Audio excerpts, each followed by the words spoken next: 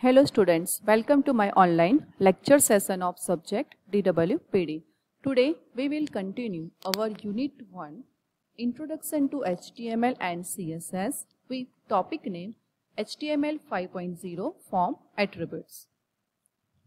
Now objective, after learning this video, students will be able to know about various HTML5 form attributes like autocomplete, no validate, form action, form method, form target, multiple, placeholder and required attribute. Now start our session with first attribute autocomplete. Autocomplete allows user to enter input value from the previously entered input values. When autocomplete is on, the browser automatically complete values based on value that the user has entered before. For example, suppose one user has already filled registration form in the browser and now another user starts filling registration form in the same browser.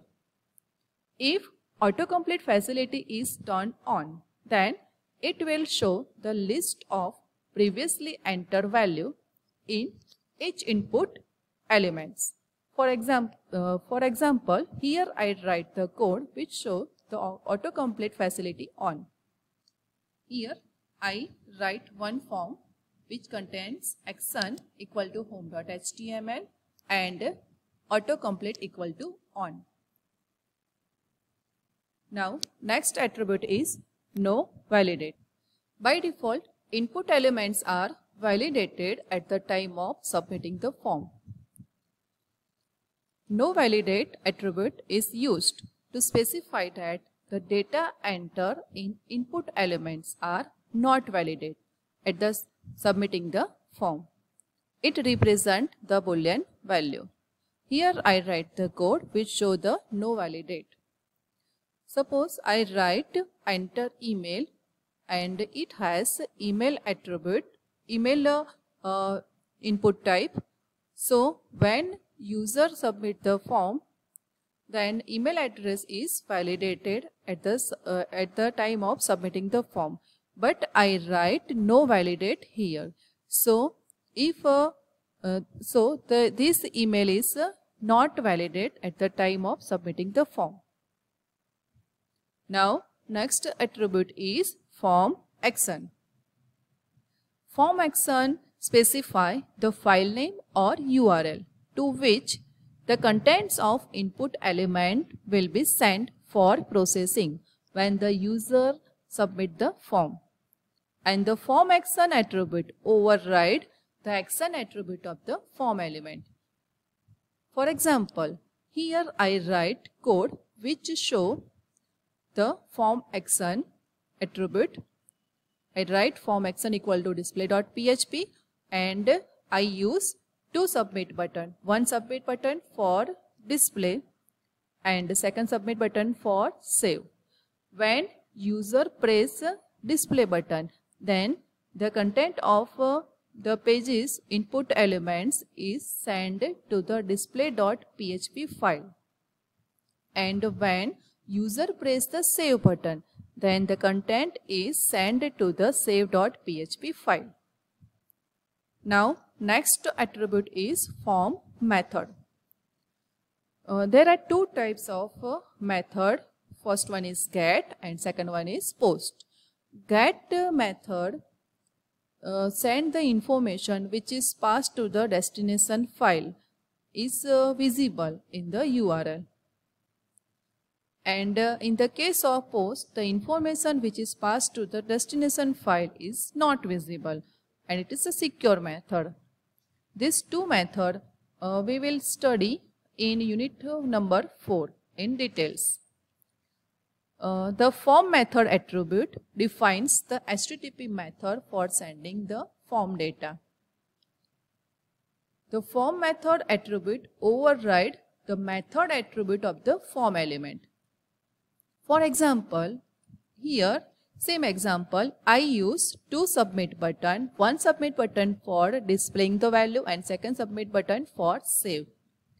and I write action and method attribute in form field, form attribute. When user press display button, then this display button is use post method for sending the data and sending the data to the display.php file. And here I write form action equal to save.php and form method equal to get. So when user press the save button, then the data is sent to the save.php file using get method. So here default method is post, but I write form method equal to get. So when user press the save button, then this method override the method post. Now next attribute is form target. Form target specify the target window for the file is open, that is specified in action attribute of form element. This attribute is used only with submit and image input type. For example, I write the same code here using two submit button, one for display and second one for save. When user press display button, then the next page is display.php, means the data is passed to the display.php and display.php is open in the same browser window. But when user press the save button, then save.php form is open in blank browser window, because here I write form target equal to underscore blank. Form target attribute specify to open the new PHP form. So here I write underscore blank. So the new PHP form display save.php is open in new browser window. Next attribute is multiple. It specifies that the user can enter multiple value in the input element. It represents Boolean value and generally used with email input.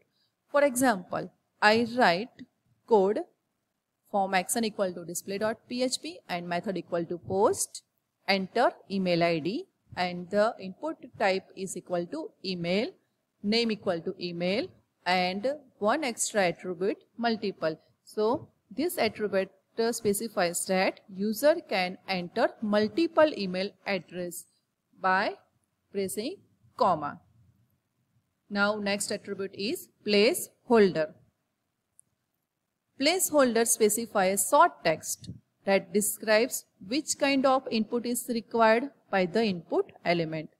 It is only displayed when input field is empty and has not received focus. Once the field receives focus and begin to type, the text simply disappears. Placeholder can be used with text, URL, email and password. For example, I write code form action equal to display.php, method equal to post and I write enter name which contains text box. So I write input type equal to text and attribute placeholder which show enter full name. So this placeholder display enter full name in light color in text box. Now next attribute is required attribute.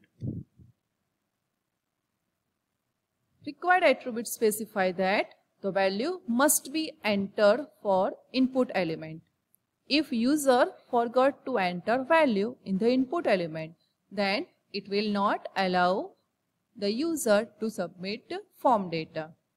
For example, I write code, enter name, input type equal to text and I write required. So name is required attribute. So when user press the submit button, without any text, then the message will come, please fill out this field. Next, thank you.